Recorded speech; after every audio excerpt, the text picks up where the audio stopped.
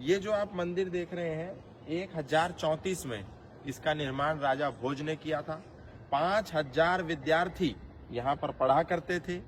राजा भोज के देहांत के बाद 250 साल तक निरंतर ये यथावत चलता रहा, एक गुरुकुल के रूप में जहाँ ब्रह्मचारी पढ़ते थे। एक बहुत बड़ा परिसर जो 45 से 40 किलोमीटर के दायरे में फैला हुआ था। आज उसकी आप स्थिति देखेंगे तो बहुत गंभीर है।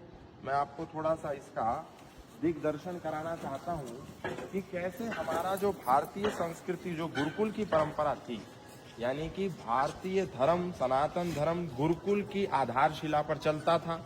आज बहुत सारे लोग तरह तरह की बात कहते हैं कि हर मस्जिद के नीचे मंदिर मत खोजिए, हर मस्जिद में शंकर भगवान को मत खोजिए, विष्णु जी को मत खोजिए, पर थोड़ा सा प्रत्यक्ष चीजों को हमें देखना चाहिए। यहाँ चारों तरफ आप देखेंगे ये मूर्तियां थी हमारे देवी देवताओं की, ये मूर्तियां थी और ऊपर इधर खंडित कर दी चारों तरफ से। यहाँ पर जो मूर्ति थी तोड़ दी और उसको मैं दिखाना चाहता हूँ मंदिर परिसर के अंदर कौन सा ऐसा आर्किटेक्चर है।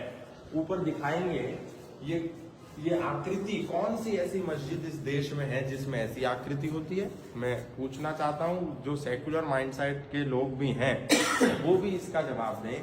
और कौन सा ऐसा मंदिर है जिसमें बाद में ये अल्लाह का नाम मंदिर में कैसे प्रवेश हुआ, ये अपने आप में एक बहुत बड़ा प्रश्न है।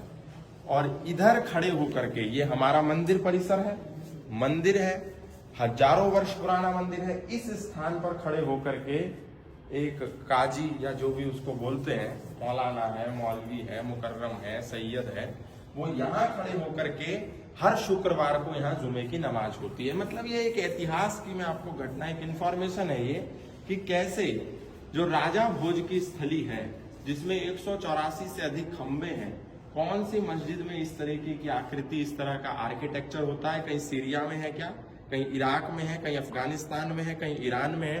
कौन से देश में ऐसा आर्किटेक्चर हमको देखने को मिलेगा।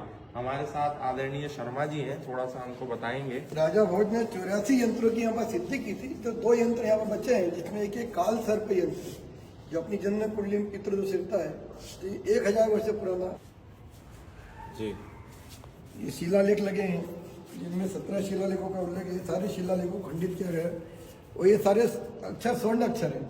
इनके ऊपर आप रात में लेजर लाइट डालते हैं तो ये अक्षर पीले रूप में, स्वर्ण रूप में चमकते हैं, तो हमारे स्वर्ण युग की याद दिलाती है।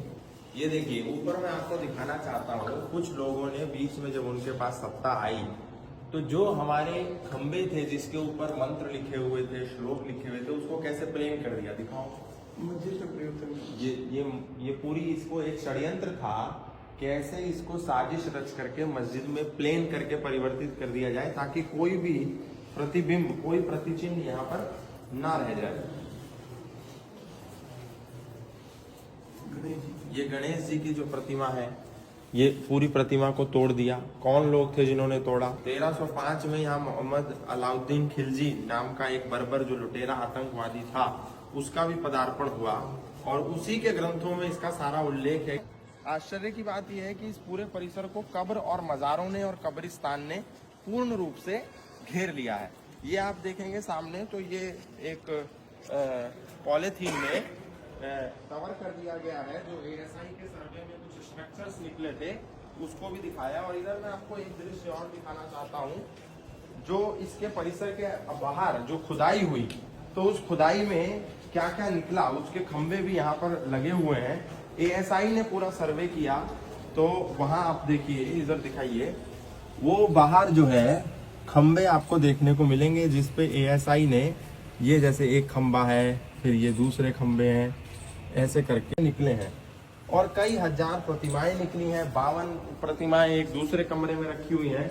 ये मतलब ये एक दिग्दर्शन है इतिहास का, जहां पर हमें ये देखना चाहिए कि अतीत में क्या क्या घटनाएं हुई हैं, कैसे कैसे मंदिरों की मूर्तियों को तोड़ा गया। ये इधर दिखाइए, ये पूरा यहाँ पर एक मूर्ति थी, इसको तोड़ दिया गया। अब कोई हिंदू, कोई राम, कोई श्याम, कोई राहुल, कोई ऐसा व्यक्ति तो अपने भगवान की मूर्ति तोड़ेगा नहीं। ये किसने तोड़ी, अपने आप में एक बहुत बड़ा प्रश्न है। तो अब शंख चक्र गदा और भगवान राम, भगवान हनुमान, शिव, विष्णु, पार्वती है, अलग अलग तरह की मुद्राएं, ये किसी मस्जिद में तो होती नहीं है, ये तो हिंदू मंदिरों में होती है। और एक अद्भुत चीज मैं आपको और दिखाना चाहता हूँ। अब किसी की आंख फूट गई हो, कोई अंधा हो गया हो, किसी ने आंख पे काला पट्टा बांध लिया हो, तो बात अलग है। लेकिन कोई समझदार आदमी हो जिसको ठीक से दिखाई दे, तो उसको ये दिखाई देगा कि ये जो पूरी अल्लाह ताला का ये जो प्रतिमा बनाई, इसके ऊपर बनाने में जो पत्थर प्रयोग किया, इस पर ये मंत्र लिखे हुए हैं। पाली भाषा में, प्राकृत भाषा में, संस्कृत भाषा का पूरा प्रयोग हुआ है, और ऊपर अल्लाह बाद में ला करके चिपका दिया। ये क्या है? और यहाँ ये अंग्रेज काल में डिवाइड एंड रूल जी, दोनों को संतुष्ट करो, ये सब पे ये लगी हुई, क्योंकि भोजशाला में कहीं भी मार्बल नहीं लगा हुआ है, के लिए उर्दू भाषा है। हाँ, ये अरबी की फ्रेम लगी उर्दू में, ये अरबी भाषा में ये कुरान की आयतों को कुछ कुछ तरीके से लिख दिया है। ये 1930 में और ये देखो आप, ये मार्बल है, पूरा स्ट्रक्चर पत्थर पे बना है, केवल इसको बनाया काजी को खड़ा होने के लिए, नमाज करने के लिए, ये मार्बल पे। अब बताइए, 2003 से पहले तो यहाँ पर हिंदू प्रवेश भी नहीं कर सकता था, तब तक केवल नमाज होती थी, नमाज ही करते थे। और आज भी भारत स्वतंत्र है, ऊपर से लेके नीचे तक सनातनी लोग बैठे हैं। प्रधानमंत्री सनातनी है, गृह मंत्री सनातनी है, रक्षा मंत्री सनातनी है, मुख्यमंत्री सनातनी है, मध्य प्रदेश के सारे सांसद सनातन के विचारधारा वाले हैं, सारे सनातनी हैं। उसके बाद भी आज भी शुक्रवार को हिंदुओं के इस इतने बड़े ऐतिहासिक परिसर में, जो कई हजार वर्ष पुराना है, सन 1034 में बना था, अब 2025 चल रहा है, 1000 साल की है। 1000 साल पुराना संस्थान, यहाँ पर आज भी नमाज की हो रही है। और बाहर चारों तरफ कब्र ही कब्र आपको देखने को मिलेंगी, यानी कब्रिस्तान ने पूरा का पूरा इसको हाईजैक कर लिया है। अब इस समय जब सारे ऊपर से नीचे तक सांसद, मंत्री, मुख्यमंत्री, प्रधानमंत्री, गृह मंत्री, राष्ट्रपति सारे सनातन की विचारधारा वाले हैं, उसके बाद भी अगर इसको हम रिकवर नहीं कर पाए तो फिर कब करेंगे? फिर तो आने वाले समय में यहाँ धड़ल्ले से नमाज भी चलेगी और अंदर भी कब्रिस्तान बनेगा, ये मैं समझता हूँ तय है। तो ये मैं आपको जानकारी इसलिए दे रहा हूँ ताकि आप कभी इधर आए, धार में आए, मध्य प्रदेश में आए, इंदौर के पास आए, तो केवल ओंकारेश्वर या केवल महाकाल का परिसर घूम करके और फोटो खिंचा करके ना जाएं। इतिहास के अपने ये जो तथ्य हैं, ये जो भगवा झंडा यहाँ पर होना चाहिए था, लेकिन आज हरा झंडा है। कहीं भगवा झंडा आपको दिख रहा है पूरे परिसर में? कहीं नहीं दिख रहा, लेकिन हरा झंडा दिख रहा है, उस पर अल्लाह ताला का नाम लिखा है। दिखाओ जूम करके उसको। तो ये हमारे छाती पर जो ये गड़ा हुआ है, ये चीख चीख करके बता रहा है कि हिंदू को मरना है, इसको कोई भी बचा नहीं सकता है, इसका मरना तय है। ये बड़ी दुखद बात है। ये देखिए, भोजशाला एंड कमाल मौलाना मॉस्क्यू, भोजशाला एंड कमाल मौलाना मॉस्क्यू, मंदिर नहीं, मॉस्क्यू लिखा है, मस्जिद है। 1 रुपए की टिकट है। हिंदू को अपने मंदिर में घुसने के लिए 1 रुपया देना पड़ेगा। ये यज्ञ कुंड है, यहाँ अखंड यज्ञ चलता था राजा भोज के समय, उसके बाद 250 साल तक चलता रहा। इसी यज्ञ कुंड के अंदर, ये जो यज्ञ कुंड है, इसी में जब अलाउद्दीन खिलजी आया तो 1000 से ज्यादा आचार्यों के सिर को काट करके इसमें बलिदान होना पड़ा। हजारों, 5000 से ज्यादा बच्चे पढ़ते थे, उनके पास 2 ही ऑप्शन थे, या तो कुरान या तलवार। मंदिर के ठीक बाहर पूरा हरा ही हरा आपको देखने को मिलेगा।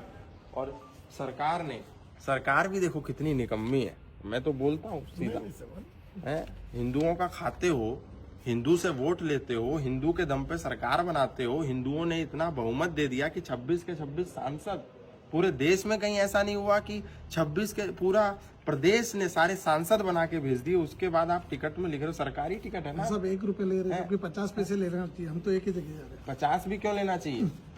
50 पैसे भी क्यों लेना चाहिए? आज लोकतंत्र में, हिंदू के राज में, हिंदू मंदिर में घुसने के लिए 50 पैसे भी क्यों देगा? ये अपने आप में बड़ा प्रश्न है। तो मॉस्क्यू क्यों लिखा? इस पर मोहन यादव जी को कुछ एक्शन लेना चाहिए कि भाई, फिर या तो आप ये मत कहो कि हम हिंदू हैं, फिर तो आप मुसलमान हो, क्योंकि आप मंदिर को, भोजशाला के ऐतिहासिक मंदिर को मॉस्क्यू लिख रहे हैं, फिर तो आप मुसलमान हो। तो फिर ये मत कहो कि हम हिंदू राष्ट्र बनाएंगे, हम हिंदू हैं। इसको तुरंत चेंज करना चाहिए। ये अपने आप में बड़ा गंभीर बात है, बहुत दुखद भी है। तो बाहर देख लीजिए, पूरी चारों तरफ कवर ही कवर है, मौलाना ही मौलाना बैठे हैं चारों तरफ, गोल टोपी वाले हैं। सरस्वती कूप जो है पूरा कब्जा करके कमाल खान की उस पर मजार बना दी। तो ये एक दर्द है, एक वेदना है, जिसको हमें समझना चाहिए। अब यही वो परिसर है जिसमें पूरा का पूरा नमाज होती है शुक्रवार के दिन। क्या मंदिर में नमाज होनी चाहिए? क्या किसी मस्जिद में हनुमान चालीसा हो सकती है? या किसी मस्जिद में यज्ञ करने के लिए मंगलवार को मिलती है अनुमति? यदि नहीं मिलती है तो भोजशाला के मंदिर में नमाज के लिए अनुमति क्यों मिलती है? और आने वाले 2026 में एक नया संघर्ष है जो 2003 में भी हुआ था। शुक्रवार को ही बसंत पंचमी हो गई, 2016 में भी ऐसा हुआ, शुक्रवार को ही बसंत पंचमी हो गई। अब बसंत पंचमी को तो यहाँ पूजा होती है क्योंकि माता सरस्वती वेद की अधिष्ठात्री है। तो अब दोनों में संघर्ष हो गया कि नमाज करेंगे कि सरस्वती की पूजा होगी। अब उस समय सरकार ही हिंदुओं को बाहर निकाल देती है कि नहीं, नमाज होनी चाहिए। अब वही 2026 में रिपीट होने जा रहा है कि सरस्वती की पूजा करें कि नमाज करें। तो आने वाले समय के लिए तैयार भी रहना है और ये भी प्रयास करना है कि पुनः ये जो पूरा स्थान है ये सनातनियों को दे दिया जाए, क्योंकि ये सनातनियों का है। चीख चीख के जो ये खंबे हैं, ये जो प्रतिमाएं हैं, ये जो अवशेष हैं, ये कह रहे हैं हम एक भाई से दूसरा भाई 2 गज जमीन के लिए लड़ता है, यहाँ हजारों गज जमीन कब्जा हो गई, उस पर कब्रिस्तान बन गए और हम सो रहे हैं।